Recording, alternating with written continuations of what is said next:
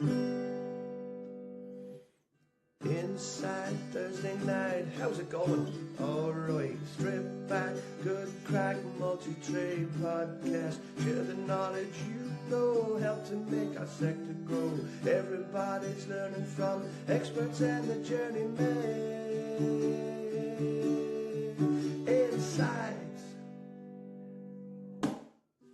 Right, we're back. Season 6, Episode 7. I'm Stephen Buckley. And I'm Keith Delahan. And this is Inside the Stripped Back podcast, sponsored by Roma Lighting. And in association with Snickers Workwear Ireland. Good episode lined up this week. We've got 3 apprentices coming in to the studio for a chat. We've got one of your lads, Keith, Dan Sadler.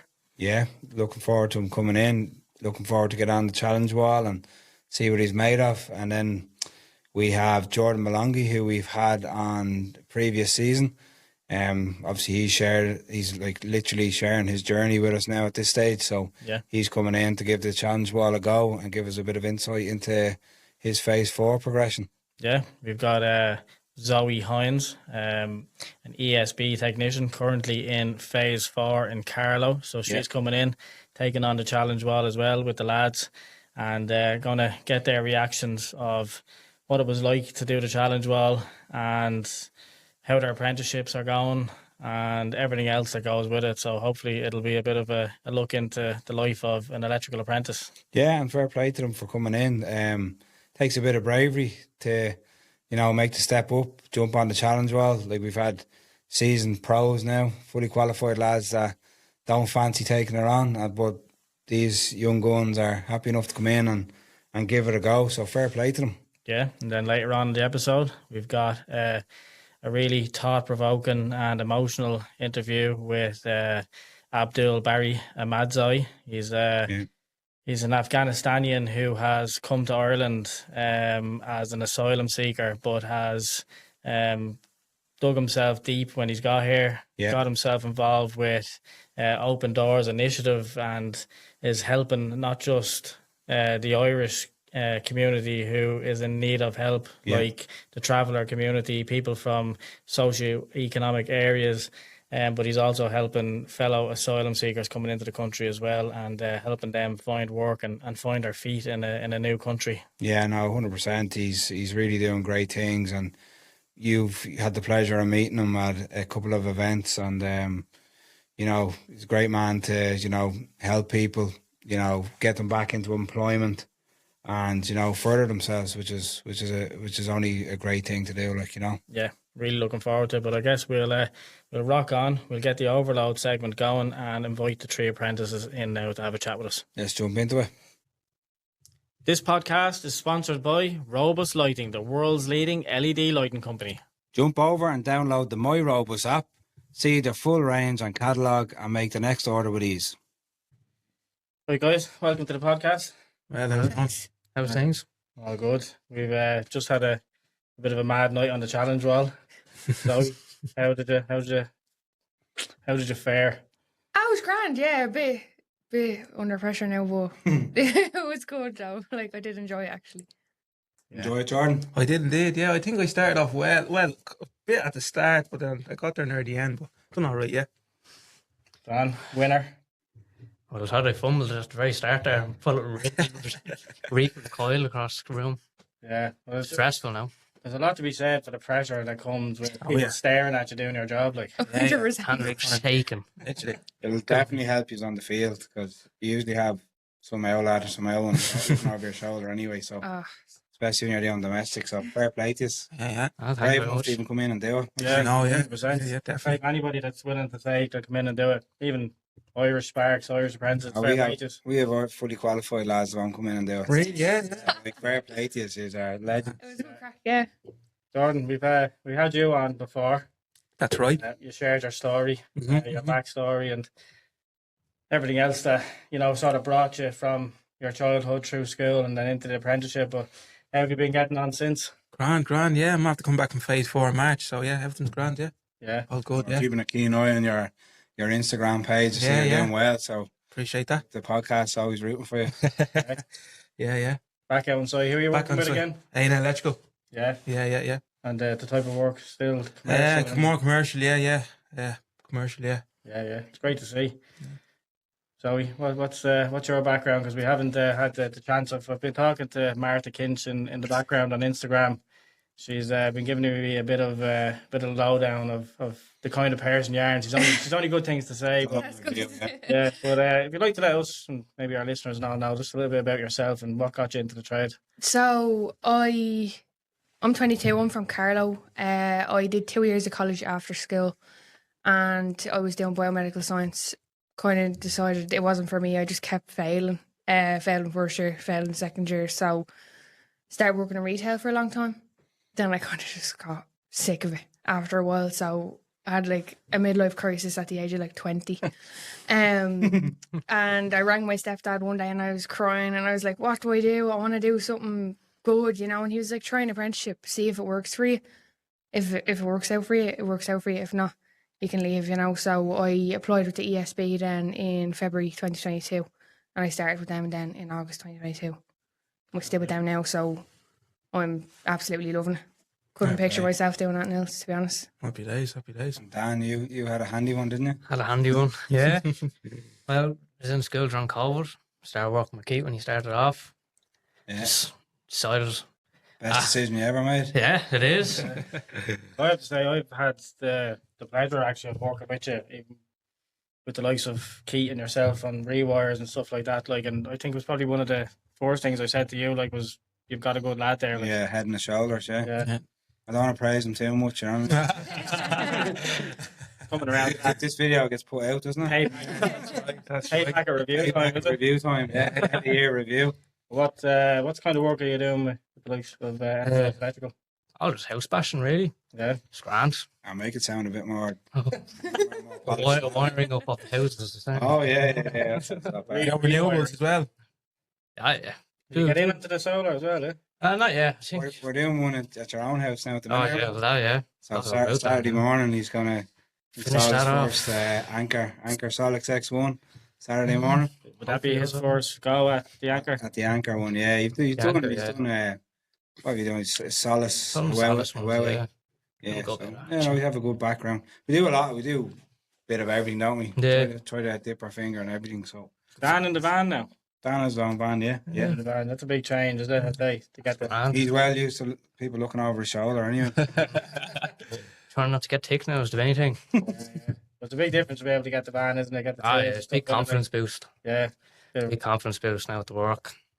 Now, in fairness, now I'd say once every 2 weeks I get a call or a text from a customer saying that lad you sent out was lovely, like, you know what I mean? Yeah. So look, it pays to be polite.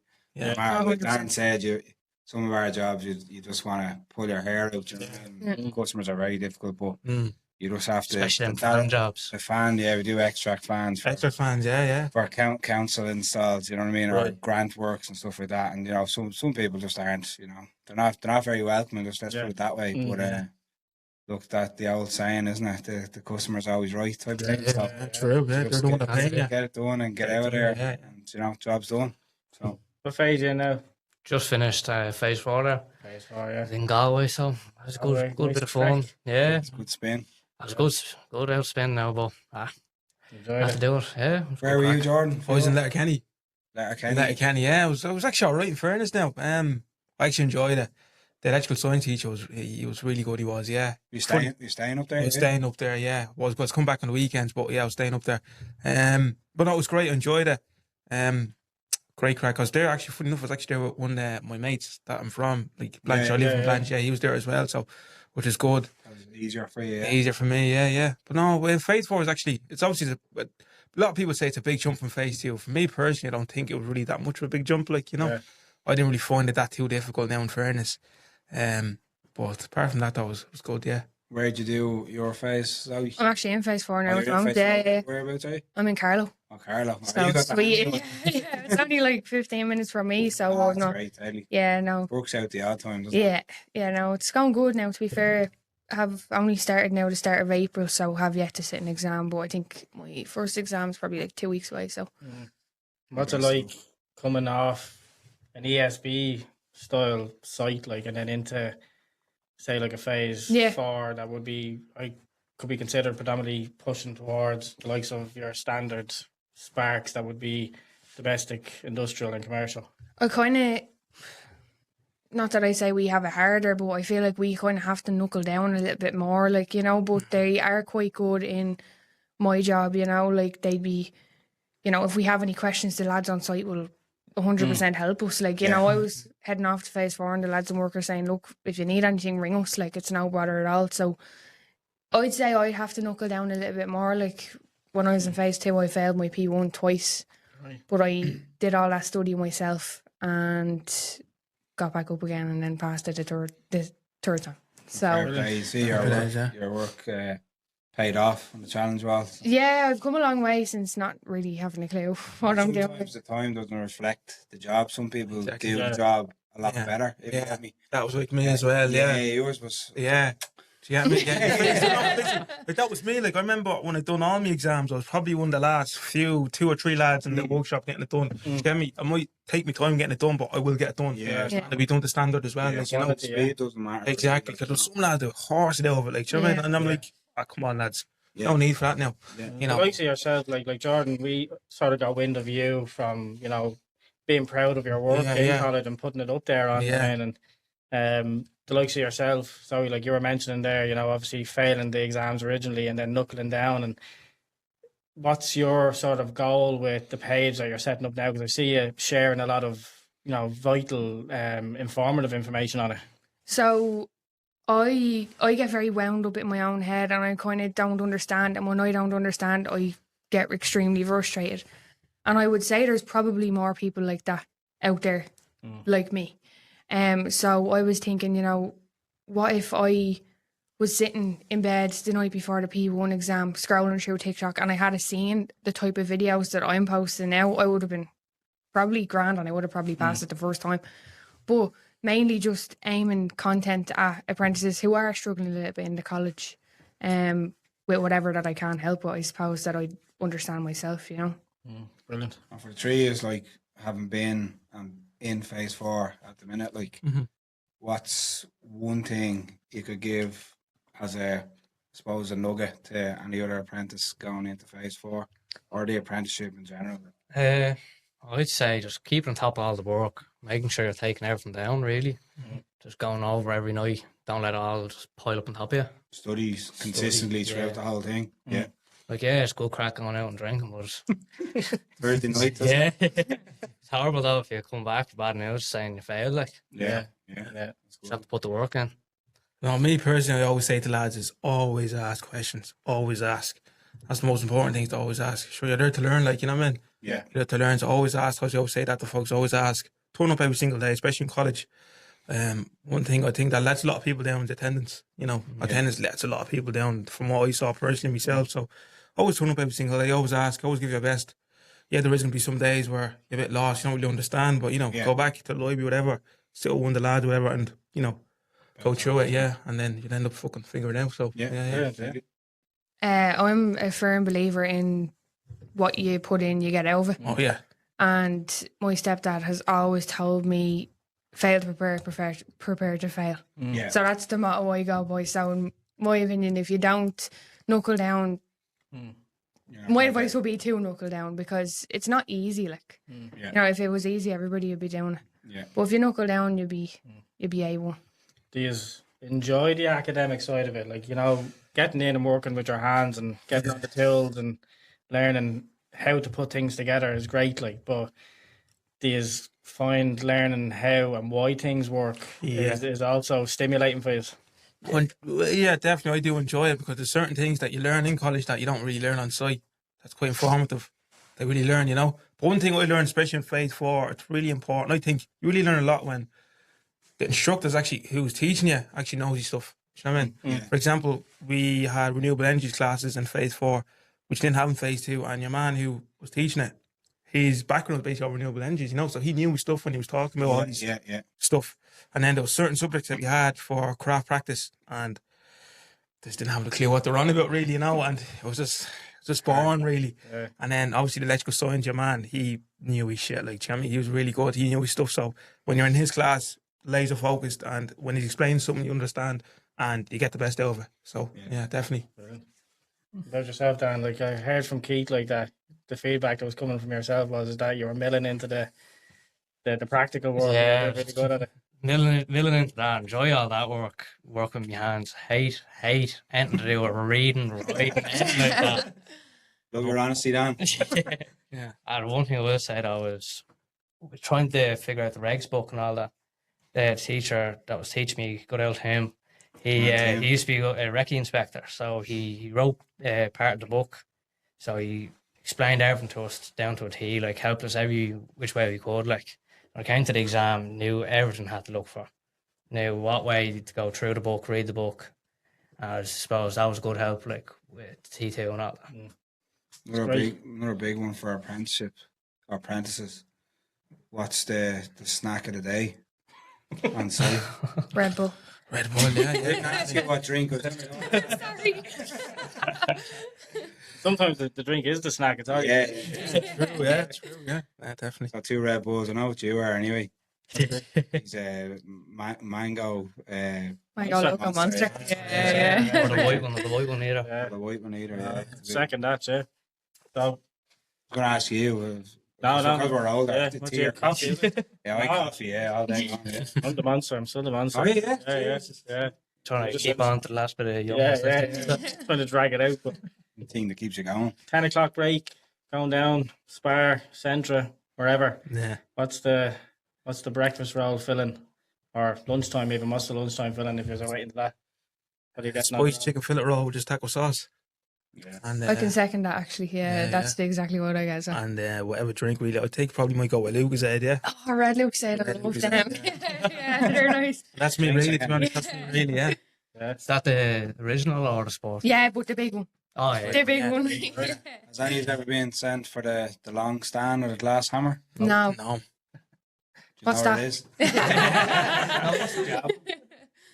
What? When they send you on there. I know what it is. What, would you send to the shop? Yeah. No, I don't think I ever. No, never. Never. I Thank God. Flagged for go down there, like you'd be having like so I was on a massive site like at the start of my apprenticeship. It was out in Finglas when all the flats had been torn down and all the duplexes and all were being built. Oh, yeah. So there was probably about 50 to 60 sparks on the site at the time. Like I was doing a full rundown, like with Jesus. 2 or 3 of us going down as apprentices. But so you'd have the full list, like so it'd be like all your Snickers, Yeah. and your rolls, and your Cokes and crisps and the whole You'd lot. be there all day, literally. Your lads hand you stuff like looking for the, I need this change back and all that crack. Lads handing you a $5 and Yeah. you're getting the tenner's worth. Yeah, exactly. Like, yeah. You come down and then somewhere buried into it all like was a packet of strawberry Lillettes. So like I had no clue what a pack of Lillettes was before I went to the shop. Like so I found out later, like it's obviously women sanitary stuff. No way. I go down, but you say you can't get them. They're special. You can only get them across the counter. I'll be down there and I'll be at the counter. Like I said, I need a pack of strawberry Lillettes. Man, we come to Up to that counter, you like. can't get them in strawberry. Like I've got them in large or extra large or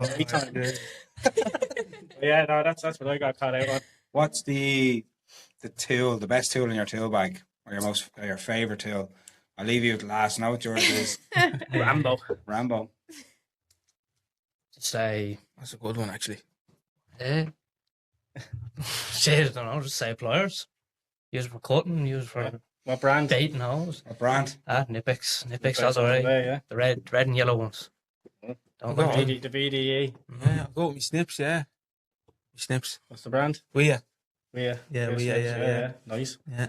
Probably the knife. The nice. Or the Nipex 5-1. You got the machete. Well, I yeah. shall. Yeah. The machete out, yeah. No shout out for the Ergos, no. Hang on. Unreal. Absolutely savage. So they'd be a go-to on site now for an ESP. For me, tech, 100%, yeah, because the cables we have are too big to be used. That's Strippers or PVC. yeah. Yeah. So Concentric cables as well, yeah. yeah, exactly, yeah. So what's the plans then for the future? Like, is it obviously Dan? You're working with Keith. You see yourself running jobs. Hopefully, yes. Jobs already, yeah. Hopefully, anyway. Yeah. All goes well. Don't get in an argument with him. You want half the business. Few and far between. Jordan, what's it for yourself? Myself, well, I have another year and a couple of months before I'm qualified. So next July, I'll be qualified. So the goal is just to get qualified anyway. Get qualified, yeah. Well, in fairness, now actually, I do want to get into more domestic side of things, especially when it comes to renewables. In phase 4 in my team of communications, we had to do a project on, I can't remember the actual topic, but I don't mind renewables anyways. So renewables is something I definitely would like to get into, in that type of work, and obviously working more domestic as well. So that's something I definitely want to get into, going towards the end of my apprenticeship, and then obviously after as well, once I complete that as well, and then obviously whatever happens then. But I have my own goals as well once I'm qualified, but keep that to myself. Yeah. And then whatever happens then, yeah. What about yourself? Well, my aim is to pass all the exams, qualifying ESB, become a fully qualified NT. See yourself obviously being qualified and having somebody underneath you, like you've obviously been underneath. Yeah, do you know, I actually love an apprentice. I think I'd thrive with an apprentice now, to be honest. Yeah. Because, I don't really know how to tell you that I would, but no, I think definitely qualified in ESB would be good. Because not everybody has the mindset to be a teacher, Yeah, well, that's what I mean. I'd be happy enough to be shown somebody. Yeah. Once I know, Yeah. Yeah, I actually don't mind working apprentices. They're grand, yeah. Well, obviously I am an apprentice myself now, but no, some of them are actually good, especially the ones that, that have the head for it really, There's some out there that I won't say too much, but but no, there is a good few that have the head for it, and obviously when you're working with them, it's great, Especially when I'm working with lads, I wouldn't be the type of the person like, oh yeah, go and do this, go and do that, and I'll be standing back. I'll, work with the lad, and get the job done or whatever.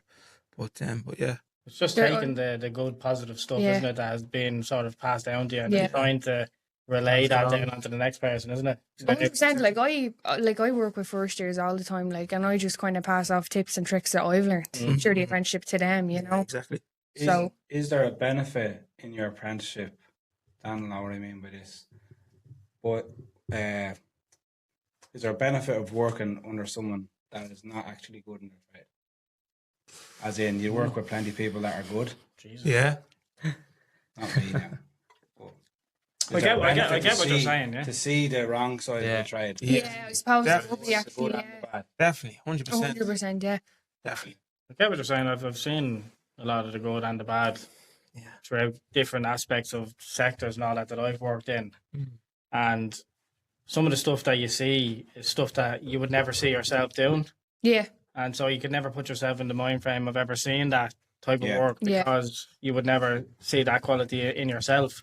So to be able to see other people doing it sort of does give you a bit of an eye-opener, and obviously to show the next person, because I had a transition year student come in and shadow me for a whole week on the job, and funnily enough, 2 out of the 3 jobs that were worth showing him were horrible.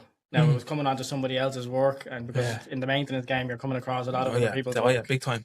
And it was an eye-opener for him to be able to see, the dangers and the bad quality of work that's out there. Yeah. And then to be able to take that teaching moment and actually say, look, like what Keith was mentioning with the likes of yourself, Jordan, and the rest of you, quality over quantity. Big time. Like you can work at a good pace. Exactly, yeah. And get the job done 100%. Right. And, properly and within regulation. And it doesn't have to be at like sonic speed. Exactly. And if you can get it done in sonic speed, brilliant. And as long as it's to the same quality. But if not, I think Keith would appreciate more like if the job was done right and he wasn't getting a call back, Yeah. No, I think trust is the main thing as well. I think when you get left to do jobs by yourself, I think it's a good thing. Like, you have to be able to get left. You have to be able to get left to do jobs by yourself, You can't constantly have someone out looking over you. Yeah. Yeah. Trying to hold your hand basically, So definitely. So just to finish off then, if any young person in school or leaving school was looking to go down the apprenticeship, in this case, being an electrician, would you recommend it? 100%. Definitely would do. No harm in trying it.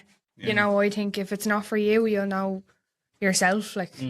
But 100% definitely the best thing I ever done on you. Feeling enough, It's definitely not for the faint-hearted, though. That's for sure. It's not for the faint-hearted. But listen, it's worth a try. Give it a try, There's no harm in trying in life. It doesn't work, it doesn't work out, There's always something else to do for somebody. But definitely I would recommend it, yeah. You could go plumbing then or something. Actually, remember, funny enough, actually, a man Seamus, the electrical science teacher, was saying, well, lads, if it doesn't work out for you, and if you fail, whatever, you can come painter. Because funny enough, actually, there was 2 Polish lads in our class, and obviously he was having a laugh at them, because obviously, if you work in the trade, you know, predominantly on sites, the Eastern Europeans are more like painters or plasterers, whatever, so. Yeah, a bit of banter. Yeah, a bit Out of hands at everything, them lads. Yeah, no, fair play to them though. Jeez. Final question then for you all. We have a Spotify playlist and we add a song to it. What song would you I've been thinking about this all day. Yeah, so we'll go with you then. You can't wait to get it out. I'll say Favourite by Fontaine Stacey. Brilliant. Perfect. That's a good one. Me? I haven't a clue. I couldn't tell you. Yeah, not top of my head. Any song? What are you listening to now? That's a good one. Oh, jeez, I'm on the spot. This one. Check your phone. Check your Spotify. That's a good one. Dan, you go then while Jordan's having a look. Summer by Calvin Harris. That's, That's a good one. That's a really good one. That's a good one. Summer, Calvin Harris. Summer today, alright. This round. Sweating in here. Oh, stop. Jordan, you're not a big music buff, eh? No, see, I listen to more kind of, I don't know. Podcasts and stuff, is it? Yeah, Insight and stuff, exactly. Yeah. I actually do. I actually listened to a few of them there 2 weeks ago, actually. Yeah. Listen every week. Could say that, yeah. I'll go with him as well. Summer by Calvin Harris, yeah. Yeah. There we go. Yeah. Rocky Road to Dublin then. That's right. Cheers, lads. Cheers. Thank you very much. Thank you. Thanks very much.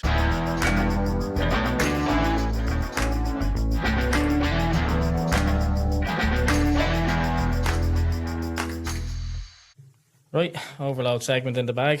Good chat, good trade chat. Yeah, really enjoyed it. I thought the 3 guys, well, 2 guys and a gal, gave really good insight into especially the electrical trade and things that you need to look out for, and suppose just like an insight for even for kids that are looking to see what they're going to do after school and stuff. They showed a really valuable insight, not just the academic and the practical side, but the bit of fun and the bit of camaraderie that happens on site. So yeah, and they're happening within the phases as well, and the off the job phases. A lot of great thought provoking conversations regarding, like what you mentioned, the academic side and the hands on side of it, but similar to what myself and yourself have gone through in the apprenticeship, everybody's experience is different. So to be able to hear it from an ESB technician, a person who's completed phase 4 that's working in predominantly commercial, and then another guy that very well working within the domestic end of it, it sort of covers every field, Covers every base, yeah. And look, fair play to them for jumping on the challenge wall as well. They did themselves proud. Dan, well done for winning. Brilliant run at it. And I have to say the other Zoe and Jordan did a great job on their boards as well. Really neat, which says a lot about them. All they need to work on now is their speed and lose connections if they want to win the challenge wall. Well, it is about that. It's just it's no mean feat to come in and actually put your name out there as somebody that has taken on the wall, especially first time this week that we've actually done it live on Instagram. So people were able to jump onto the Instagram page this week and actually watch them live completing it, which was, I think, an extra bit of pressure. Pressure that we didn't have, and pressure that every other contestant who's taken a shot at it hasn't had. So fair play to them, like you said, and well done to Dan. Big thank you to Velocity for providing us with the Rogue 600. Yeah, they've been brilliant. Been brilliant, and hopefully Dan will get some good use out of it. I'm sure he will. He's happy as Larry gone out the door there. So, yeah, I think you get great use out of the bag, and you like what Zoe said on the podcast, you get back what you put into the apprenticeship. And look, the three of them are, what would you say, trailblazers, or whatever you want to call them. They're at the height of their powers in the apprenticeship game, and look, that's what we're looking for. We're looking to get more people like them on the podcast, get on the wall, get your scores up, and kind of, I don't know, create a little bit of a community and a bit of a movement there. So, yeah, 100%. And I guess we'll keep going with the episode. So we've got Abdul joining us in the studio now. Looking forward to this one. Yeah, really looking forward to it. So let's jump in. Let's go for it. This episode is coming to you in association with Snickers Workwear Ireland. So jump on to snickersworkwear.ie, see what they have on offer, and find your local stockist.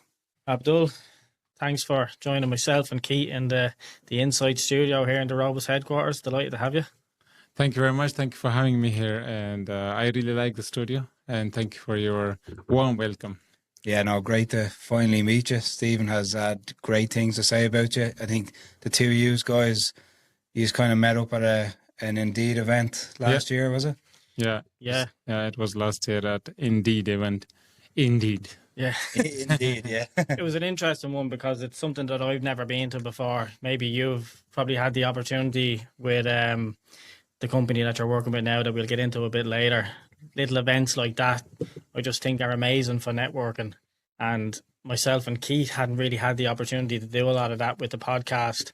We were inviting people into the studio, listening to their stories and letting them get their point of views out and share their opinions on things. And it nearly really didn't give us the opportunity to maybe step outside the studio and give other people an opportunity to let people know who we were. So to be able to, from that event, like get Nicola Conlon in, we're going to have Adele McSorley coming in later this season from me being at that event, and now having yourself in the studio as well. It's been amazing. It's been an amazing network opportunity, but it's also been amazing to hear new people's stories. And I think to have that opportunity now, which is a completely different story than we've ever had on the podcast in the last 6 seasons. And I'm really, really interested. I know Keith's really interested to get stuck into this one and learn maybe a little bit more about you. Yeah, exactly. And like what we always do, we always ask our guests to go back in time and, you know, bring us through your childhood and where you grew up. Thank you very much. And once again, thank you for having me here. And I really like the studio and your work and what you told me before we start the podcast. So before I go to my childhood, I would just say my name is Abdul Bari Ahmadzai. So everyone in Ireland calls me Abdul. I also encourage them to call me Abdul. It's easier and simple before they struggle with my full name. So I came from Afghanistan in October 2022. It was windy, dark days. And I asked someone like, I haven't seen sun for the past 1 month. When is the sun? And the guy joked and said, there is only, the sun appears only between June and July, about 15 days. So that's the only summer we got. And I was so disappointed. 15 minutes. Yeah, I was so disappointed. But when the real summer I saw in Ireland, and till that time I made a lot of friends, and I was calling everyone, where are you guys? And there was someone was in Italy, in Spain. I said, what are you guys doing there? Ireland, I have never seen this beautiful country or this beautiful summer in my whole life. I have traveled to more than 20 countries, but the summer here is the best. So why are you guys going to Italy or Spain? But that was a good experience. So before coming to Ireland, I was working in Afghanistan with World Bank and UN on the government projects.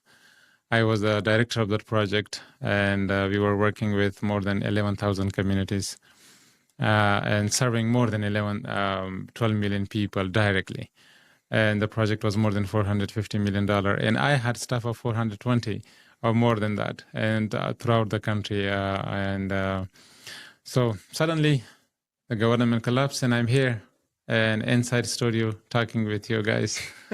And going back to childhood, when I was growing up, it was a village with no electricity, no roads, limited access to education, and just, what village boys do, just local games, making cars out of mud and clays, and using, torn tires to play with it.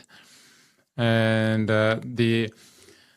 so that was a kind of different life. When I see it back from this now, going back, like I wouldn't dream of like what we will end up with the world, how globalized the world is, the technology and everything.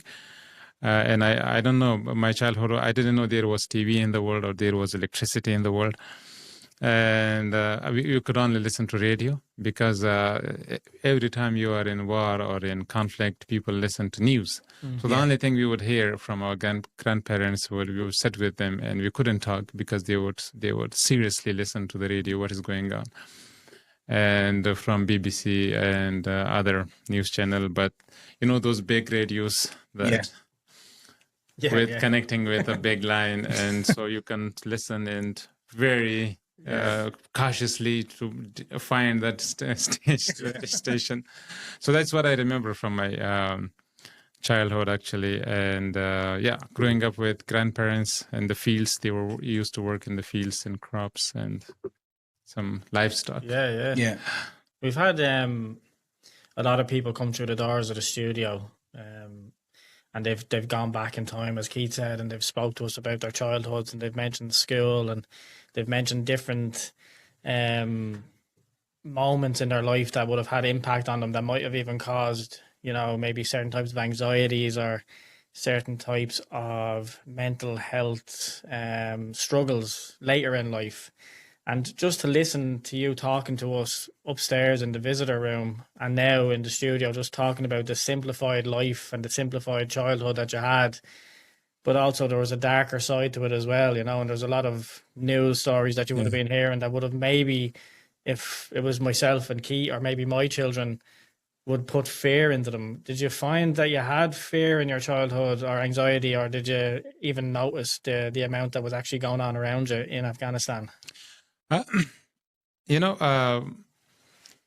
I was a kid, I didn't know fear. I didn't know anything about fear. It was the fear was when you grow up, the more you understand, the more problematic life gets. I wish we were children forever. But the fear was mainly, I would say, one time I remember, there was a flood, a big flood, which destroyed the half of the village, and my mom and my mom was stuck on the other side. So the house, we were living this side. So before the flood comes, a smell would appear. So we would imagine the flood from smelling, and everybody screamed that flood is coming. You should get rid of these places, because people were. My mom and grandmom was collecting woods to burn, and I still goosebump when I remember that time. And so they were stuck, and I was maybe around, I don't know, 4 or 5 years or 6 years, not more than that. And I was screaming, and the flood appeared, and then they stuck the other side, and the flood was on for like nights. And then the other elders found another way to take them from another far away, like maybe hours of. So that's why the fear was mainly the flood, the natural disasters. The fear was, at that time, there was, for 5 years, there was drought. So we lost all the garden, livestock and everything. And sometimes, I still remember when my granddad was to take a shower or take ablution, they would take it in a tap or something, so they could save that water to give it to a cow. Right. Yeah. So I think that was the fear was mainly these kind of issues, not because of a war or anything. We would not care that much what's going on, because you grew up with those things. But mainly what is going on inside the family with your mom. Day-to-day thing, yeah. What was school life for yourself? School was a dream. If somebody talks about school, when some kids were coming from cities or from other countries or from Pakistan, some migrants, those who went to Pakistan or Iran at that time, and we would meet their kids, and they would talk about studies or schools or universities, and we would be like, so school was a dream to achieve. Yeah. And we had school. It was like not school, but literally it was, we were sitting on the floor, and we would collect dry grass to sit on the floor, and there would be a teacher, and we would have like one book and a few pencils, but we would break it to divide among all the everyone among the kids. So then we would sharpen it and use pieces of pencil. But the biggest, as I said about UNICEF story before, that I was doing door-to-door job in Ireland with UNICEF. Yeah, I had that connection from childhood. So the biggest thing was when UNICEF would come to our village and bring those blue-colored notebooks. Okay. Yeah. So I still remember I really loved those notebooks so much that I would sleep with it. I would take it to my bed. And those pencil and pen and the box of stationery. So that was like you achieved your dream. You don't want anything else in life. That was the kind of school, especially the primary school. Not primary school, it was just learning, like learning how to write, how to read, and how to not even speak, but just how to write and read. That was at the school time. But later on, my father had a pharmaceutical store he opened in city, and then we came. So I was coming from village to the city, sometimes 2 hours walk to catch the car, or sometimes miss the car and wait for another one. But I studied then secondary school in city, which was at that time was also Taliban time. Yeah. And for I think 4th grade, 5th grade, or 6th grade, that was Taliban time. I was wearing turban as well when I was kid. And because that was the uniform, which is still going on. They brought it back, that culture. And but yeah, fortunately everything changed after 2001, and then everything opened. We kind of exposed to the world. As I said beginning, we saw electricity, we saw TV, we saw music and movies, Bollywood and Hollywood. Before 2001 and then leading up to 2001, and you mentioned, this world opening up for you. Was there any idea of progression, professional progression, that you would have linked school life to your future work life until 2001? Or was it after that where you realized there's an avenue for me now to be able to maybe pursue something that I want to do in life? Actually, my dad really played a great role in my life. And he would always talk about education. He would always insist on the importance of education. And because he was an educated person, and he would always bring stories or books or pictures. And he would write with me and write letters, for example, write letters to Keith, write letters to the studio or something. And then I just write. It was just to write dictation or practice. Practice. And sometimes when you're stuck in those kind of situations, you don't have big dreams, because you don't know what is going on. You are stuck. You don't know how the outside world looks like. So I don't remember. The only thing that I remember that my father would say, you would become a doctor, because he was he was a nurse and a pharmacist. And so it was always, in those countries, you are either becoming engineer or doctor, nothing else. So those were the kind of things that we would talk about, a doctor. Even in the village, I was called a doctor when I was kid as well, because I know a lot of the medicines from my dad. Yeah. I would tell people what to eat, what not to eat, and how to take paracetamol 2 times or 3 times, or before food, after food, or empty stomach. But yeah, that was the kind of thing but unfortunately it didn't work. Life took me to another route. Did you have any brothers and sisters? I have 4 brothers and 4 sisters. Nice balance. Yeah. I am the eldest one, unfortunately. For you. Eldest one is in those kind of culture you're growing up, the eldest one is the most responsible one. And you have to serve as a role model for the rest. So they can also take a proper road to education. Education was the main thing at that time. Because, you always dream of what you don't have. Yeah. And sometimes I go to schools here as well in Ireland. I giving some presentations and about migration or about integration or how a person like me, my life. And I tell them, come on, don't take your life for granted. You have a lot of privileges. Use it properly. Don't waste it. Yeah. And if I show you my school, it was our blackboard was torn. It was all more than 50 or 60 bullets were there on the blackboard, and we couldn't have this chair or screens or anything. So you have everything. And if you wasted, you really wasted. Yeah. And I tell them okay, if travel the world, you will understand a lot, and because you can have bigger impact in other countries. In underdeveloped countries, we would look after these kind of people, like people coming from foreign, from Western. They would talk English, and we would be really impressed by them. That was like our dream. Like, okay, these guys are really lucky, and they speak English. They do a lot of great work, like the NGO work that we would see, and installing wells and roads or access or education. So I share back that story with kids here, and I tell them like, okay, it's good for, I suppose, a reality check for the privileges that we do have here.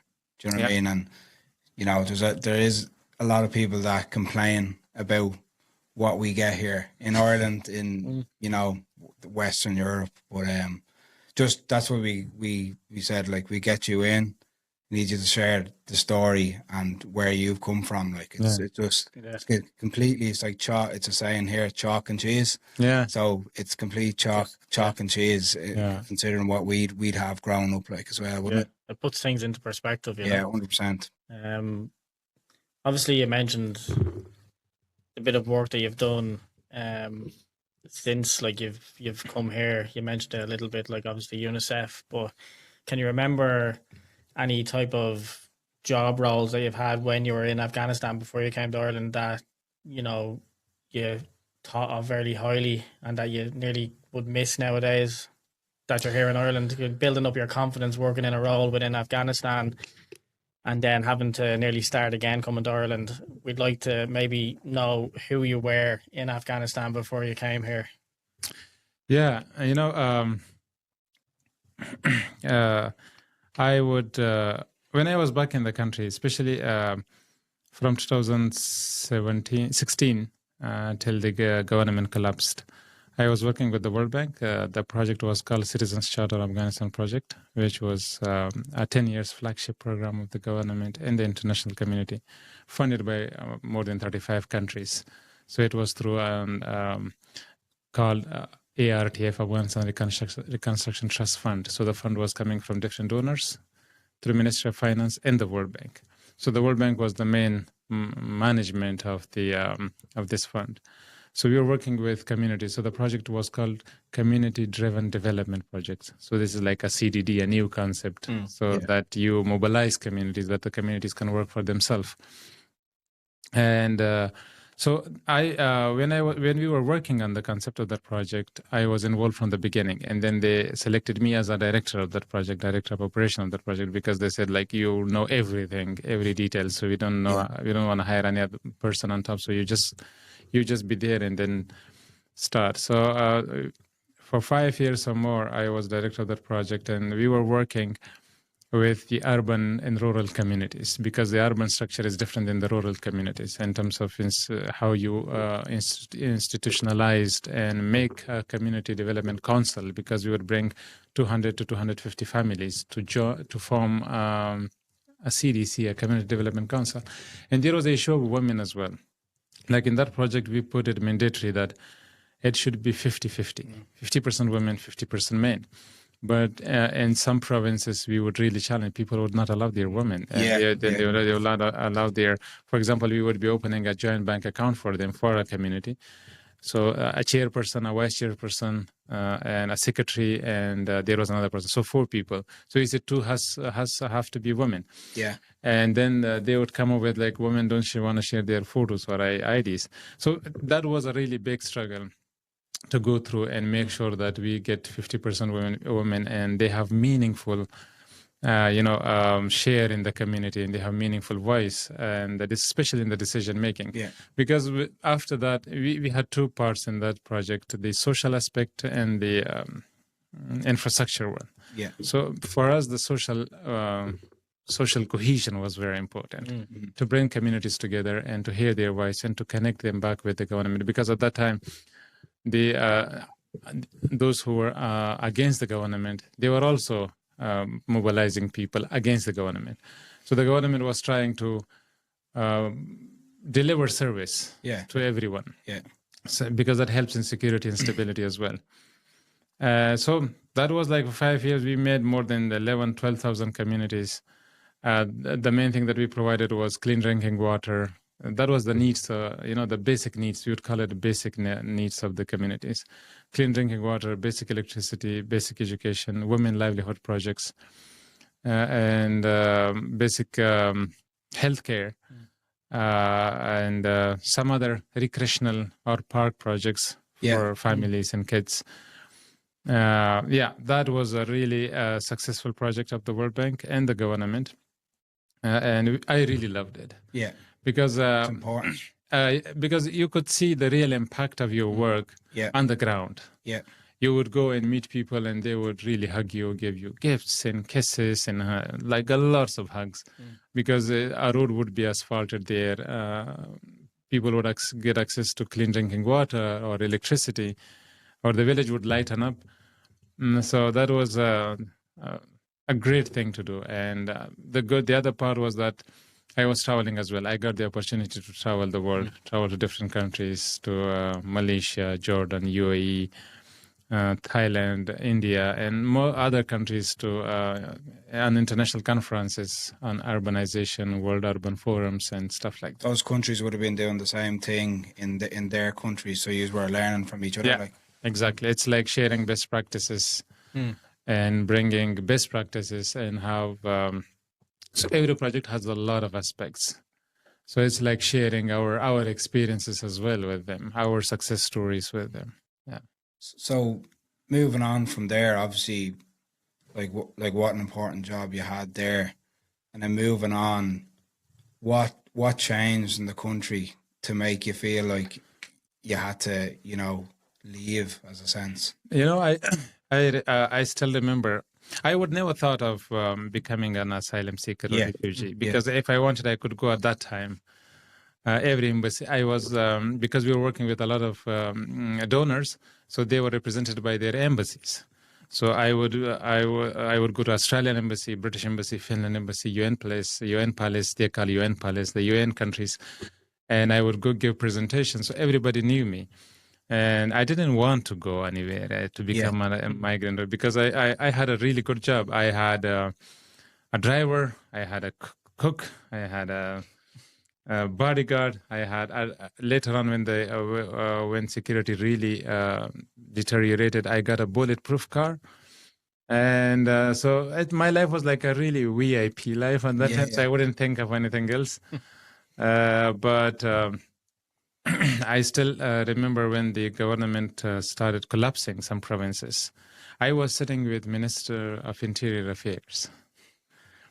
And at that time, that guy was a new person, and he wanted to hire me as Director of Finance and Budget for Minister of Interior Affairs, General Director. Yeah. And he, without consulting me, he hired me, and he signed the president's signature on it.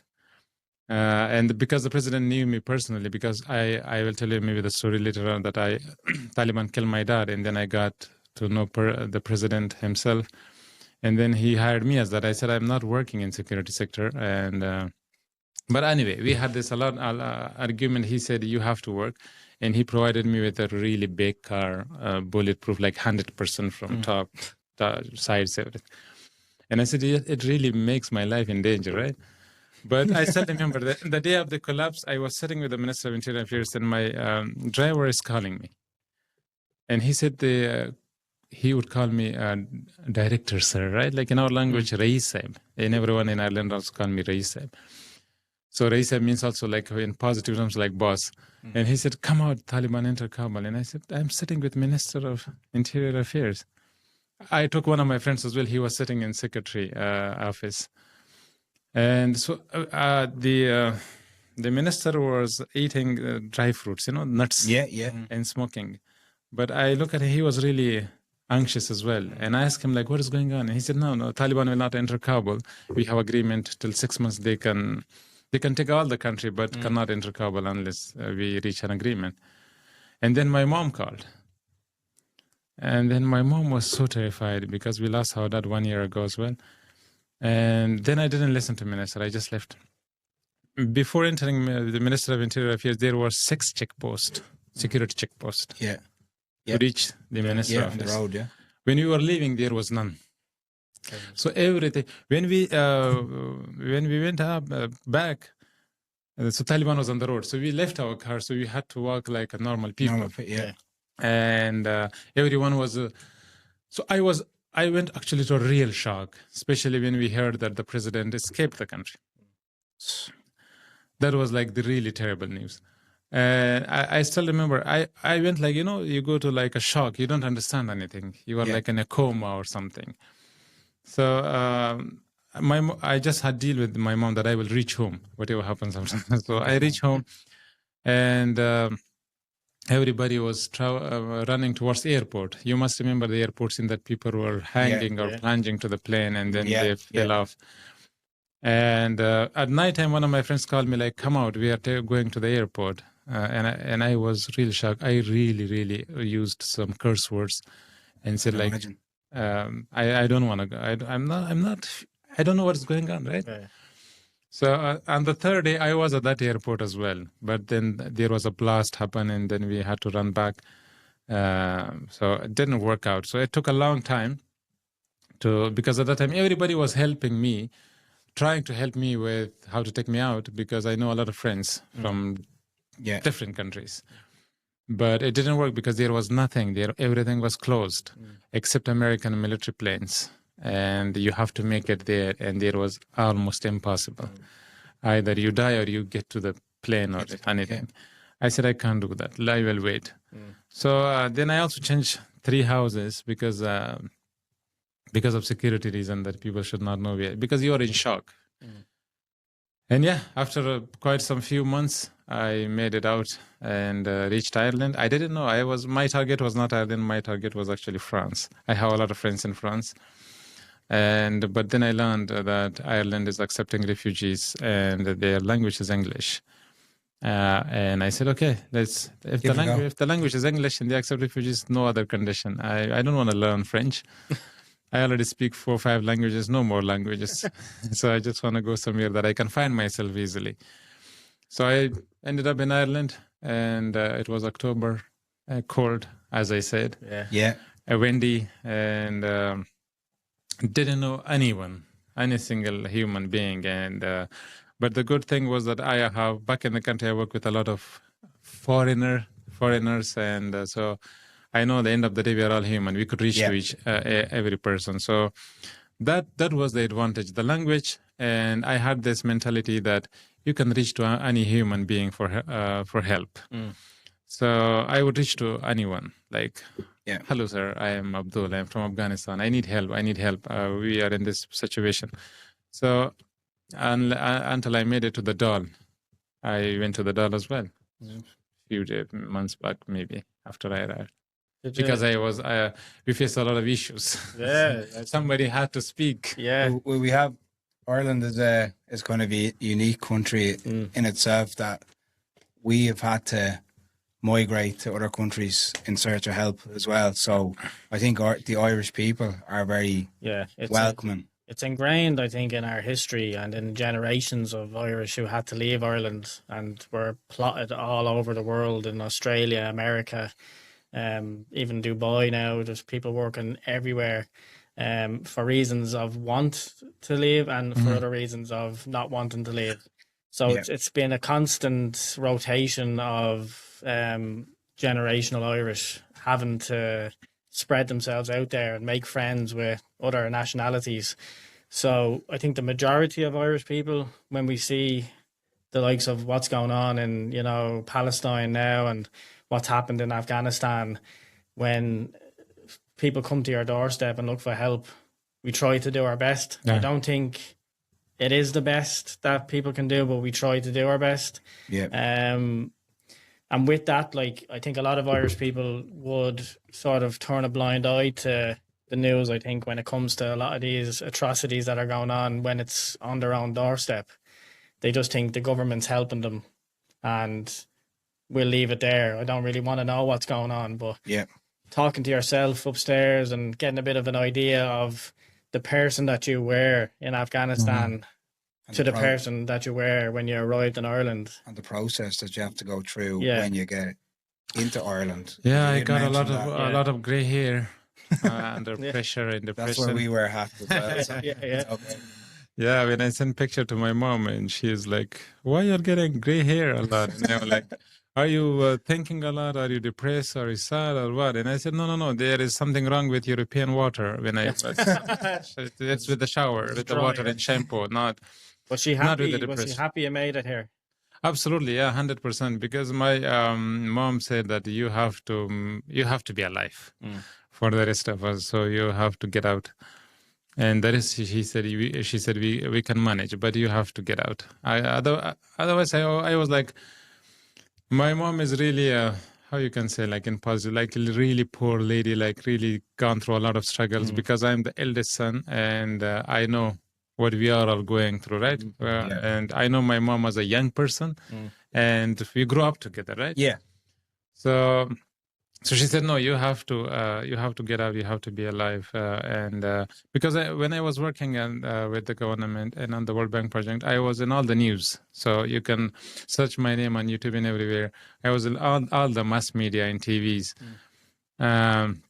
So I was a kind of popular. And my father used to say that don't become popular. It's risky. And he would like it. He would love it as well, but he would at the same time say, be careful, and especially be careful with your words, what you say. It can really endanger your life, and people will target you. And our offices were targeted all the time. I still remember when the terrorists would attack our offices, government buildings, and they would enter with suicide vest and blast themselves. So we installed all the bulletproof doors and the ropes under our table. For 3 years, I had ropes under my table tied. If they enter, because my office was on the 3rd floor, so I can jump out of the window with the rope. So my rope was there for 3 years. Wow. So that's a different life. And sometimes you get used to it, right? We've no ropes here. No, geez, that's ground floor. No, I think. So I'm really happy. If I tell you one thing seriously, I tell my other Irish friends as well that I'm really happy in being lucky being in Ireland, because Irish are like the best people I have met. Apart from some minority that they threw eggs on me on the street 2 times. They hit me with eggs. Some they do that teenagers. to Keith as well. But I have never seen like this kind of the best people. I got the opportunity later on when I arrived to Ireland. Later on, I had the opportunity to 2 other countries. I would not name it. They invited me because at the time everybody was helping me, and they applied for me for visas and everything. Yeah. And when I arrived, and thanks God, I was in Ireland, and I kind of like it, and I made friends. And then I said, no, I'm in Ireland, and I like it here. I'm not leaving this country. So that was a good decision, and I would not regret it. And especially, I have made a lot of Irish friends. Like the best thing, like when they come to your home, they are not coming empty-handed. They bring something. They take care of you. They bring food. They bring clothes, and So if you tell me that to talk about Ireland, I can talk for months and months, and I can write a book about it. It's a really good compliment for the country. Do you know what I mean? Like, and it seems to be across the board as well, as in. Most people you talk to will say the country is welcoming. Obviously, there's a lot of stuff going on at the moment where, the minority, and it is minority. Yeah, that's what I mean. It is. It really is minority, because I, for one, don't know anybody that would be against the migrants or anything like that. So it's just silly stuff. I think I would. I wish I could meet all of them. Sometimes.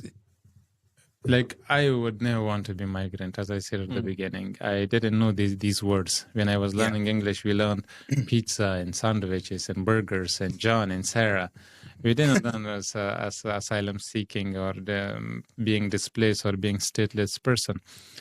And I would never thought of becoming a refugee and ending up in a camp. But it happened, right? So some people, those who are against migrants, I would say, like, blame the cause. We are the effect. Right? We are the effect. We are the effect of those policies, those international or the countries, what they do. So we didn't choose these titles for ourselves, being migrant or coming to a country.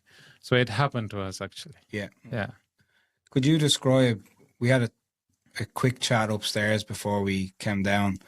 Can you describe what it was like when you first arrived and how, I suppose, displaced you were when obviously going from the job you had and coming to Ireland, and obviously your confidence just being basically taken from you? Yeah, actually, when I first arrived, we were in City West camp. So it was around 800 people under one roof, but I really like it because it was a lot of people and humans. I like humans, and when I'm around humans, I can find myself. And so for 1 month we were there. It was a good place, good food and everything, but the sleeping there was no sleeping actually. So you should find your own place wherever you can sleep, either on chair or on the floor or anything, because there was too much crowd. But after that we came to Richmond Street. It was near Croke Park. Yeah. And that was not really prepared, but they transferred us there. It was November and cold showers, and we didn't know anything. So we have different experience. So sometimes in terms of confidence, you say, no matter how confident you are, sometimes this kind of life takes away the confidence because you are no one. You don't have any identity. You are not even being recognized as a refugee. You mentioned being a number nearly. Yeah, exactly. So you are not being recognized. Nobody knows you, and you are just like a number. And how many people are here? And a lot of people had issue, even at the City West and here as well, with food, because there is a different food, and the issue was halal and it's not. And then I helped them, and I went to management, and then so we solved this problem: the food, the beds, showers, and everything. But by the passage of time, and at that time, sometimes you cannot even speak. You don't know whether what you speak or somebody will hit you or not, because you are coming from different experience, right? Yeah. And those security guys are trained. I don't know how they are trained, whether they treat you well or they will just slap you. So you don't have any idea. Yeah. So you are very careful. You are very much respectful as much as possible. But sometimes if you are in the worst situation, you can't behave properly, Yeah, exactly. You can behave when you're happy. Yeah. When you're frustrated, you cannot behave like a really good person or saying thank you and please all the time. Yeah. But you are in problem. So I think you just need good people to understand you and to realize your situation. And I think that was important for me, because everybody was scared, and so scared they couldn't speak. And I said, okay, I till that time I met few Irish people and friends, and they said, okay, speak. You have to speak. You have to get out and use your voice. Be your own voice. Be the voice of these people. And did you find yourself internalizing yourself and maybe going in and trying to find those skills, like the logistics skills and the management skills and networking and everything else that you would have built up within yourself in Afghanistan and everywhere else that you traveled in the world? Did you find yourself locating that within yourself again and actually utilizing it to try and help the people around you within these camps? Exactly. So fortunately, I was fortunate that I know the language and the experience of meeting people and talking to people and approaching people. And so that really, really helped me, especially when I think like working with different people from different walks of life, from different nationalities back in the country and other countries as well. Like I studied in India, my bachelor degree. Even there, I met a lot of people from different countries because I was interested to meet new people and network with them and try to understand each other. Especially at that time, I was trying also to learn English from the English people, the English themselves, those who speak English. So that really helped me. That really helped me to build my network and to speak for those who couldn't speak properly and those who had a lot of issues, because there was a lot of people from different nationalities and they have different fear, different issues. And so at that time, my target became so clear that I have to speak. And thanks to some of my Irish friends, they give me that confidence. Yeah. That there have been children in there as well? No, we were all in the first camp there was children and families as well, but in the second it was all main. Right. They would call it single main. Yeah. So the families have been looked after first. Yeah. The first Yeah, camp. yeah. So then you find then that, because they're looking after the families, but just because there's kids, then they're looked after first, which is obviously correct, Yeah, sort exactly. out the children. You Yeah. find a lot of men then being pushed into these camps, not through their own choice, but because they were Next in line, in line. Yeah, exactly. And that nearly just shows a lot of men in one area, which then puts up nearly a bad image to the minorities that we spoke about before, that makes it easy then to target you and actually throw abuse at a group of men, Yeah, exactly. So I'm actually thankful being in the camp, or being in the hard life at the beginning. I am really, really thankful. Maybe it was the decision of God that put me in, in tough situations sometimes. Because in tough situation, you make friends. You make real friends. In tough situation, you find your way. If I was in a 5-star hotel, I wouldn't be here. I wouldn't have a lot of friends. I would be still struggling. I would become a lazy person. So it's good sometimes that tough situation is good, because you find yourself easily. That makes your life a little bit faster to reach somewhere. I still think there needs to be a middle ground. You don't want to be there, you don't want to be here, but there needs to be here. Yeah, it was a middle ground. I wouldn't complain about that, but it is just the lack of understanding. Yeah. And because you don't know anything, you are just ending up in a new country with like a newborn baby, suppose, because you don't know anything. So without support. But And you had then you have to strength, fight. you have the mentality and you have the strength for it, but there must have been other men within that camp who really struggled. I think. Absolutely. I would take them to Mater Hospital, 2-3 person every week. They would get sick. They would get a lot of sick. Thanks God how fast ambulance here is, right? And they would reach in 4 or 5 hours, right? But then we would take them to in taxi or anything. But a lot of people were really stressed. So, every person has different mentality. And there was like really, really young people as well. Like, like they wouldn't, they wouldn't accommodate easily with everything. So we helped them, me and my friends, because we made a kind of group of people, like they could understand English and they were helpful. Sometimes you have a circle of people, but some people are not helpful. Yeah. And some people are willing to help. Some people have that internal thing to give it away, to help others. They're sponges. And someone we call them sponges. Yeah, someone like just, okay, leave me alone. They like the comfort of the circle. Exactly, They don't add to it. So we found that network of people who are like willing to work and willing to go and translate and help others. So that helped us later on. So we slowly we capitalized on that. And later on, we helped them with education, with English classes, free English classes, and a lot of the communities groups around. Like I really love one of my favorite thing in Ireland is those community halls, community organizations, community people, and they really help. They provide their support. They made free English classes in those communities. So that really kind of built our network and confidence and.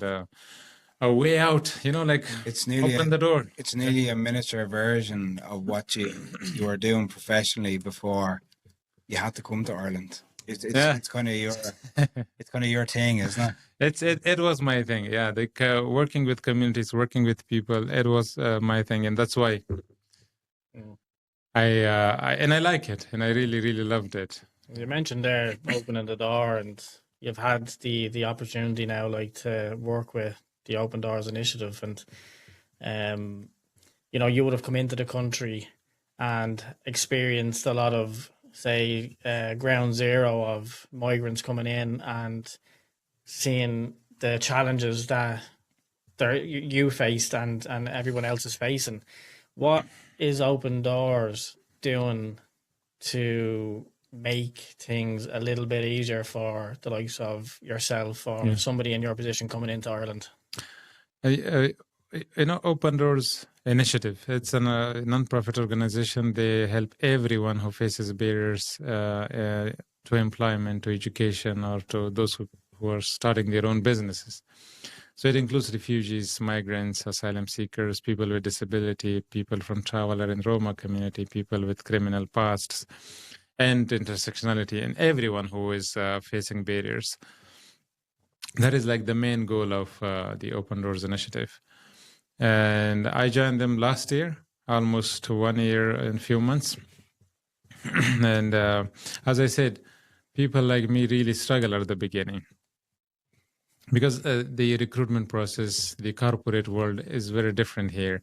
And especially after COVID, everything is so changed. At the beginning, when I came to Ireland, I was knocking the doors. I would go to receptions and give my CV, and then they would say, go to our website and apply for it. And so anyway, that is a long story, but as I said, I had 14 pages CV, and it took me 6 months to make it 2 pages. 6 months, because I didn't know. I was applying with that 14 pages CV. Nobody was considering it. But I found a mentor. So Open Doors, one of the programs that is very successful of Open Doors Initiative is the mentorship program. We work with 130 organizations and companies. They gave us their mentors. Like, for example, we work with Inside, and you guys sign up as mentors, and you want to help someone, those who are looking for in similar jobs or those who with your expertise. So we pair them up, and they help. Whether you are starting your own business, whether you are looking for a job, whether you have a problem with your interview, a problem with your CV. And at the same time, because it is a two-way process, right?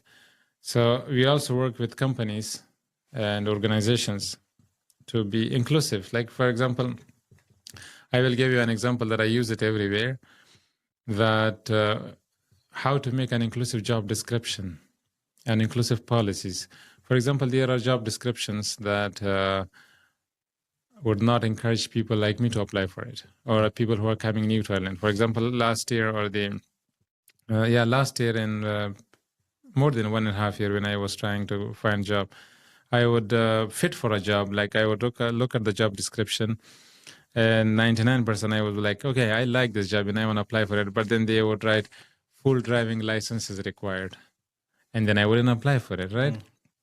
And so now we work with companies, like, for example, on inclusive hiring practices. For example, don't write full driving license is required. Write access to transportation. Yeah. Right. So that completely opens a new pool of talent for your applicants, a new pool of applicants.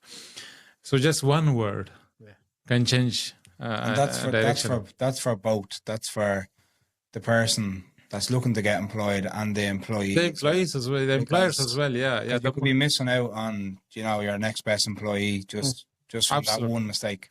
So there are small things that kind of we are working with organization and companies to hire these people. And for example, people with criminal past, there will be a small conviction of person, and then but a person wouldn't be then struggling to find job, and then they would be like separate from the society. We look at all the issues from the concept of corporate social responsibility. So every company has those social responsibility to give it back to the community. But now we moved from that concept as we are moving to corporate social justice, that we required companies and organizations to really tackle those socioeconomic issues and really give it back to the communities and help the communities, and whether they are reflective of the communities they serve or not. So that is how we work with these. We provide trainings as well, especially people with disability. They are also struggling a lot. Yeah. With the job description, with the tables, with the job, with the office space and station, and with the buildings and access. Yeah, everything. So we provide trainings, reasonable accommodation. We call it reasonable accommodation passport, how to have an inclusive events, and cultural understanding, cultural competence, disability awareness. So that's all we do at the Open Doors Initiative. That's all. That's all. That's yeah, a lot. It's only a small thing. Fair play to you. Like it's a real. But it's important work. It's a massive task, and it's a wide task, and a lot of people obviously have to be involved to help that machine run. Is there a team of you? Is there a full group of you constantly on the go? What does like a working day look like in Open Doors? So everybody has a different job, right?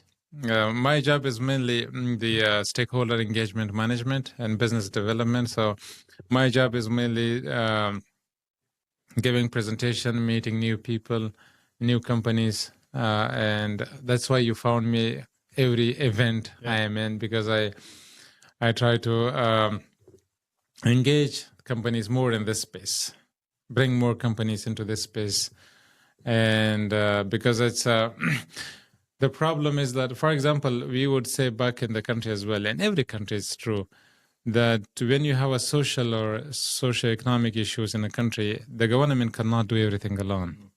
The big corporates, the companies, the organization, everyone should join that force, and they can have bigger impact, right?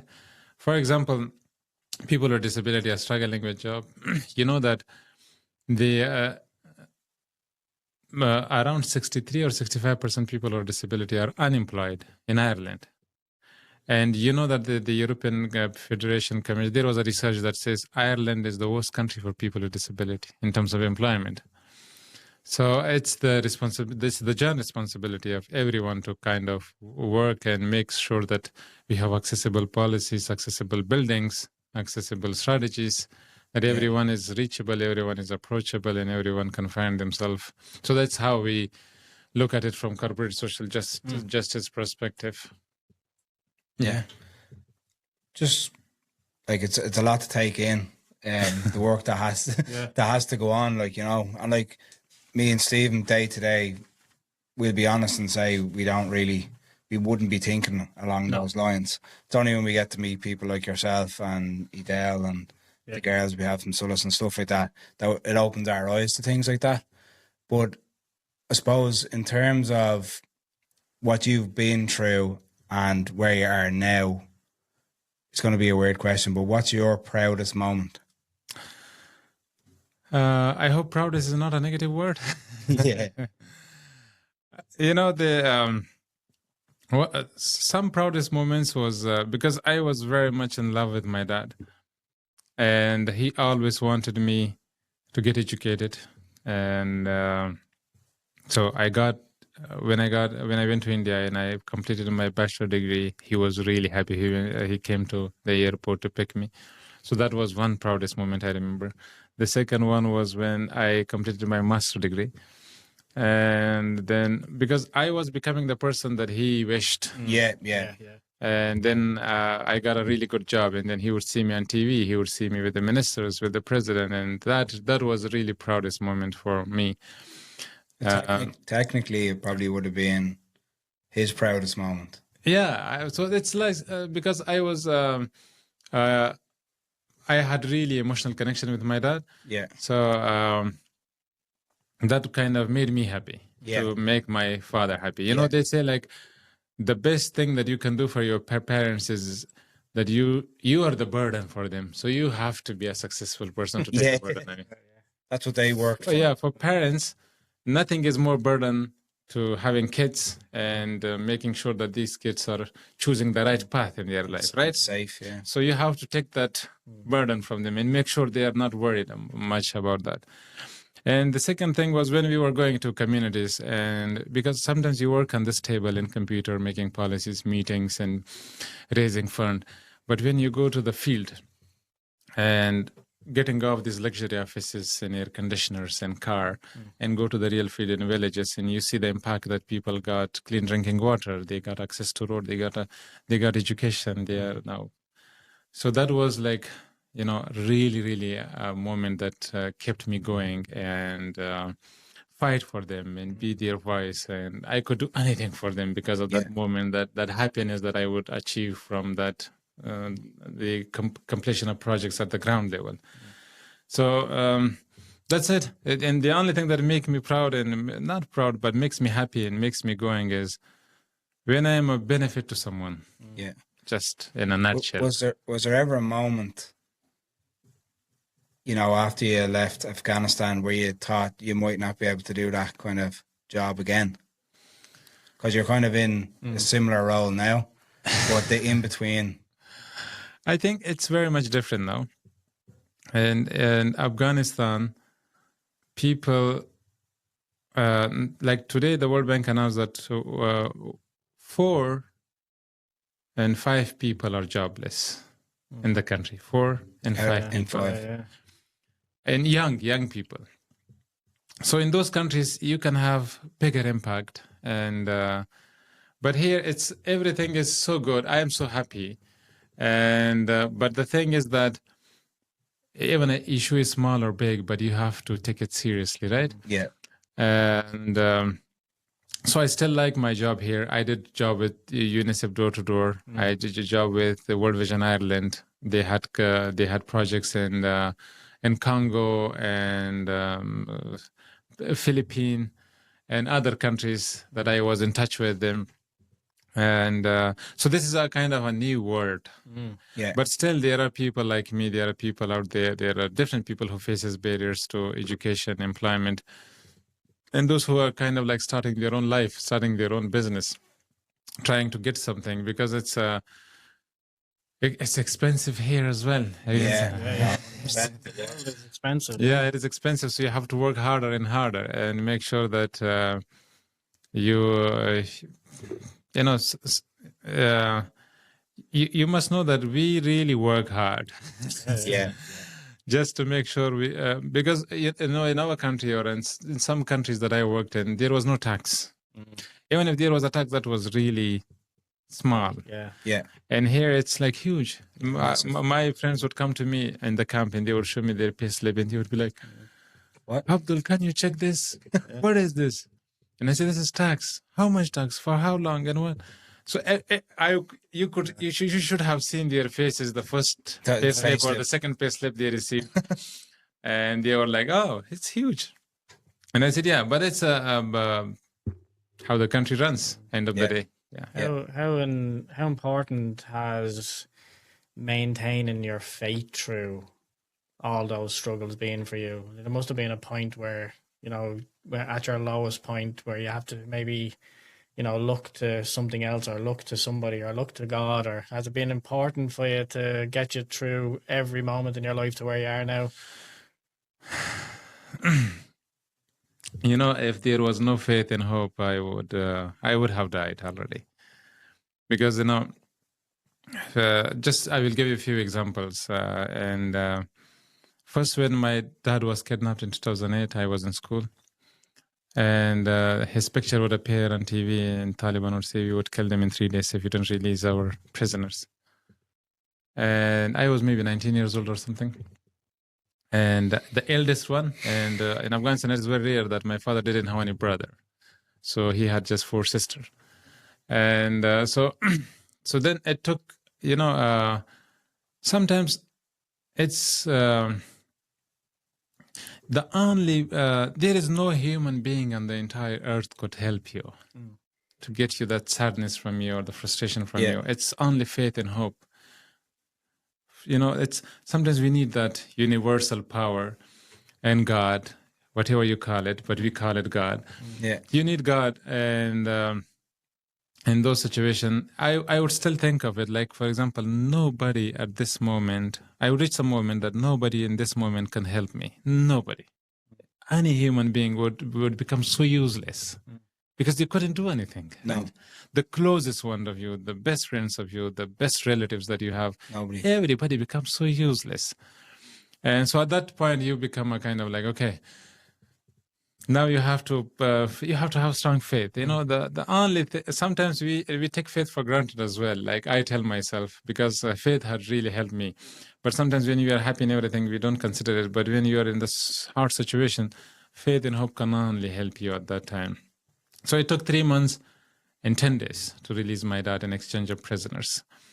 And seeing the entire family going through that trauma for 3 months and 10 days. And I left school at that time as well. Like I left everything just to release my dad. I would meet ministers. I would go to everyone. That was actually also the time that when you talk about confidence, that I was really a kind of introvert person. But sometimes you don't have any choice. You have to go. You have to speak to people. You have to, whether you're crying or you're laughing, you have to go. So that completely changed my life. So especially when my dad was released after 3 months or more, and in exchange of some prisoners, and that completely. She became head of the house at at that Yeah, time, yeah, whether he exactly. was Yeah, captured. sometimes you at that young age you become like a kind of the final decision maker. You know, you can the final call up, say yes and no to things. What should we do? What should we not do? And the tribal leaders, a very important person, would come to you like because it's your father's life is at stake, right? Yeah. So they wouldn't take decision by themselves, right? So they would ask me. I was 19 years old. And then you have to say yes or no and how things work. And then you put your full trust and your full faith in God. Like, okay, this is what I think it's good at this moment, or it's bad or not. And yeah, those are the things that keeps you going. And second, my mom was, we were in a wedding. We have a bad culture of firing, celebrating, in the village with AK-47. And a teenager got AK-47 and was firing, and among 50 or 60 women, only my mother got shot 3 bullets. And so she's still alive, fortunately, but she was full of blood, and everybody lost their senses, like what to do. And that was the hardest time. And the other hardest time was, which keeps you going, as you said, is faith. That I had a lot of dreams, and I said I really, really loved my dad, and I had really emotional connection with my mom and dad both, but with dad more because I was growing up with dad, because my dad was working and I was with him every time. So I spent less time with my mother, but more time with my dad. So I have seen a lot what happened to dad at that time, with struggle, being injured, being shot, being kidnapped, and but in 2020. During COVID, it was June, and he was kidnapped again because my aunt died, and he was going with her on funeral to the village, and then the Taliban kidnapped him from the village, from the funeral, and then at nighttime, this time they killed him. Is that selective, or did they just take who they want? My father was a senator from 2006 to 2010. So selective. So yeah, he was an elected senator from Logar province. But he was, when they kidnapped him, he was a senator. When they killed him, he was nobody at that time. He was just a normal person walking everywhere, and he was a really, really good guy. He was not some sort of like a crop leader or anything. We still live in a rental home back in the country. But anyway, they say good people die soon, unfortunately. And so at that time, when I lost my dad, it seems like you lost everything. You lost your dream. You lost your life. You lost your, sometimes I still remember I sat there and I was like, I lost everything. I don't want to live anymore. I don't want to live anymore. My life is finished.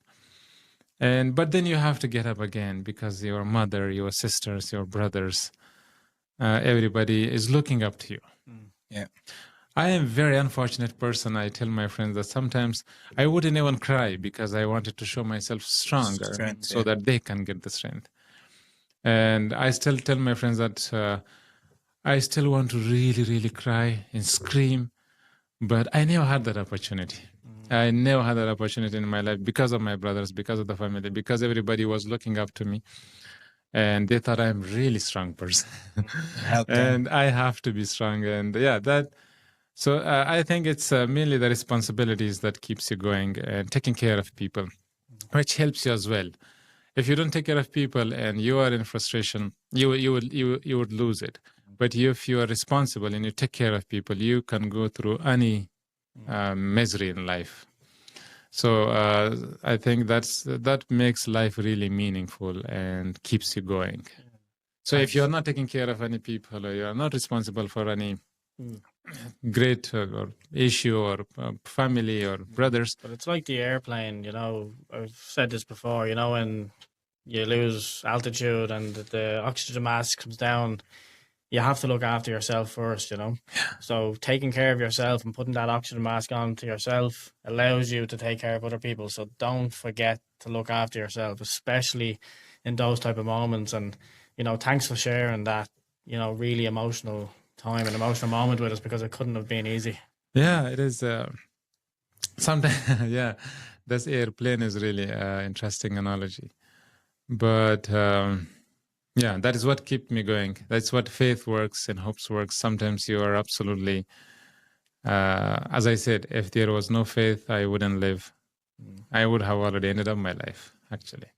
But it's the faith, and faith really do wonders and miracles. Thanks for sharing that. It's been a brilliant conversation, a brilliant chat, and it is emotional to get deep into people's lives and hear different stories about stuff that we might never have had an experience with, or never will have or to. never will, hopefully, you know. I hope not. Yeah, it's not a good experience. We'll try to finish out on something positive. What's the future hold? Future. First thing, since I'm in Ireland and I really like it here, I love it here. I am so happy here. And Ireland is lucky for me so far. I can again travel the world. I can go to places. I have restarted my life. I want to bring my family. I have 3 kids, and really beautiful kids. They are all boys, and but everything is on the long finger in Ireland. I hope I can make it one day. And the second thing is that I have decided to bring my family, and the second thing is that I really want to contribute to a better Ireland, an Ireland that people like me can be safe and happy and can get to the opportunity to contribute to their communities and people. And when I call my kids on video calls, I show them the Lewis buses and the yellow and green, my favorite, the beaches and everything. So it's raining as well. Whenever they call it's raining, and they're like, why it's raining? I said, it's raining all the time. All the time. And so I used to say just a story about the rain back in the country, because I grew up in a drought, and sometimes in a country that is landlocked, there is no lot of rain. And sometimes I would say, the only thing that I love more than myself is rain. And now I ended up here. So you have to be careful what you wish for. But I still love it. I still love it because I know it is. It's a privilege. I should not take the rain for granted. I was sorry. I have a lot of stories. I was sitting in the taxi, and the driver was listening to the radio, and he was Irish, and he was talking like this. Irish radios are always talking about weather and what is the weather. And I said, you're so lucky. It is so cute. I find it so cute and beautiful that the news is all about weather. Yeah. In our country, it's all about death and wars and suicide and bombs. You should be happy. Why you're so annoyed with the radio? It's a great way to put it. Be happy with the weather. Yeah. And he was really shocked. That's why I remember the story. He was like, oh man, thanks God you told me that. So I think sometimes we take a lot of things for granted. But yeah, future is to bring my family here in Ireland, and I really want to contribute to a better Ireland, whatever at my capacity is, especially with the attitudes, with the mentality towards migration. And so, for example, we are all end of the day same human. We can talk, we can 100%. Become friends, we can become families. I can become your neighbor. I can become part of your community, and I can become part of your life. Mm-hmm. So why not talking to me? If those were like, let's sit together. It's not like what you saw on the news, what you saw on screen, and the reality is off screen. Yeah, and, exactly. Hopefully the likes of these chats and the likes of this podcast will open people's minds up to that. Yeah, and my dream is to become a public speaker, actually. Yeah. So that is the future. Well, you're doing that right now. And because Irish are really good with storytelling, and they are good with so many things, and those are, whatever they are good at, those are my favorite things. So I want to become one of them and really kind of integrate an Irish into myself, and an Afghan, a best version of Irish and a best version of Afghan, and be a person that can really contribute. Nice blend. Nice blend, yeah. What's the hardest question we ask? We've got 2 questions now. Yeah. But the first one being, we have a Spotify playlist. Okay. So we'd like to ask you to add a song to the playlist. What would it be? I think it would be the recent song by Ed Sheeran, Azizam. That is a Persian word, because Azizam is really beautiful word. and it leads. It has different meaning, but one is like my dearest. Yeah. So that Azizum. Yeah. Perfect. Brilliant. Thanks very much, Abdul. Thank you very much. Thanks for Stephen. joining us. Thank you very much, Keith, and thanks for having me.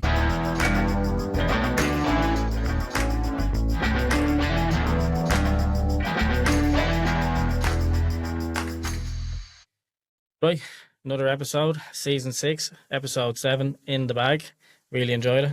Thought it was class. We had a bit of everything in the podcast this evening. Thanks very much to our young apprentices for coming in, sharing their insights. And Abdul, what a story. Actually pleasantly surprised. He's a bundle of knowledge, and look forward to hearing what he's going to do in the future. Yeah, it's it really puts things into perspective about your own life and not judging other people and the struggles that they've gone through when you haven't really got a clue or a standing to what it's actually like to live in those conditions. So it's opened my eyes. It's opened my eyes up to, you know, how my kids are being brought up, and how lucky we are to have the life that we have over here, with no war and, you know, people trying to kill you every day. It's basically, yeah. It's a major thing to really say, but it's simple life's pleasures that we are lucky to have. Yeah, and look, this is not us trying to, you know, push our judgment or our thoughts or opinions on anybody else. Look, just what we'd say is, you know, don't judge the book by its cover. Get to know the people, give them a chance, and whatever you want to think after that, that's completely your own opinion. So yeah, here.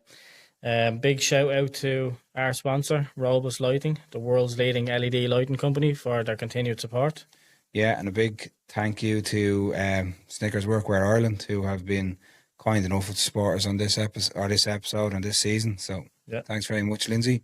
100%. And I guess if you liked this episode, make sure you head over to wherever you get your podcast, give us a follow to be notified when the next one drops.